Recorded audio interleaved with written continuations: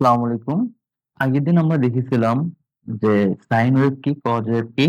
এটা sine wave তো সেটা 0 থেকে শুরু হয়েছে, এটা কজ ওয়েভ তো এটাই প্রথমেই আমরা ম্যাক্সিমাম ভ্যালু পাচ্ছি।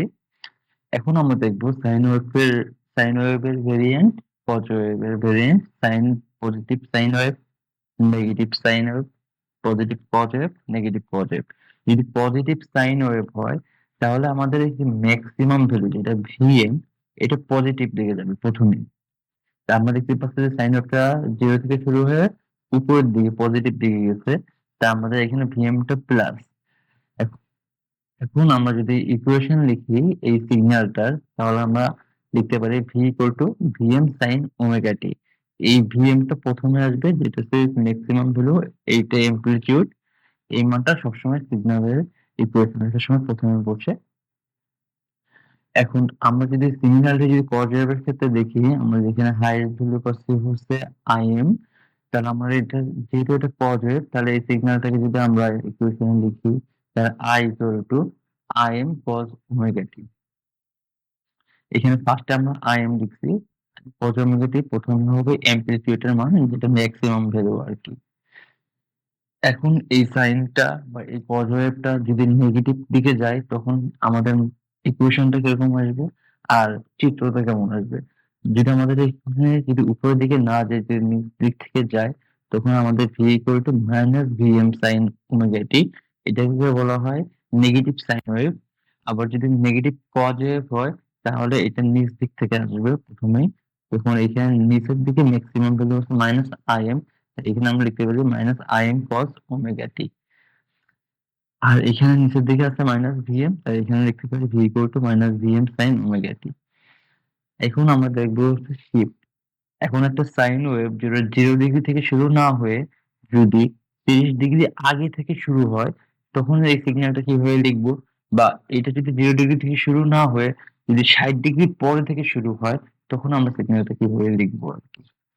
যেহেতু আমার 30 ডিগ্রি থেকে আগে শুরু হয়েছে, তাই আমরা যে সময় ফেজ অ্যাঙ্গেলের মানটা লিখবো, তখন আমরা এখানে লিখবো +30। যেহেতু আমাদের সিগন্যালটা 0 তে শুরু হওয়ার কথা ছিল, কিন্তু 0 তে শুরু না হয়ে 30 ডিগ্রি আগে থেকে শুরু হয়েছে, তাই আমরা এখানে লিখতে পারি V equal to VM sine omega t +30। 30 degree আগে থেকে শুরু হয়েছে বলে +30, 60 ডিগ্রি পরে থেকে শুরু হয়েছে বলে আমাদের এখান থেকে 0 তে শুরু হওয়ার কথা ছিল, কিন্তু 60 ডিগ্রি পরে থেকে শুরু হয়েছে বলে আমরা এখানে লিখবো -60। I equal to I M sine omega t -60। আমরা এখান থেকে ফেজ শিফট, যদি 30 ডিগ্রি আগে থেকে যায় তখন হচ্ছে প্লাস, আর যদি পরে থেকে যায়, মানে 60 ডিগ্রি পরে থেকে যায়, তাহলে হচ্ছে -60। এখন আমরা দেখব যে সাইন ওয়েভ থেকে কজ ওয়েভে রূপান্তর করা যায়, কজ ওয়েভ থেকে সাইন ওয়েভে রূপান্তর করা যায়। তা এর আগে আমাদের একটা সিগন্যাল যে V equal to VM sine omega t +30, এটা কোন পজিশন আছে সেটা আমাদের বোঝা লাগবে।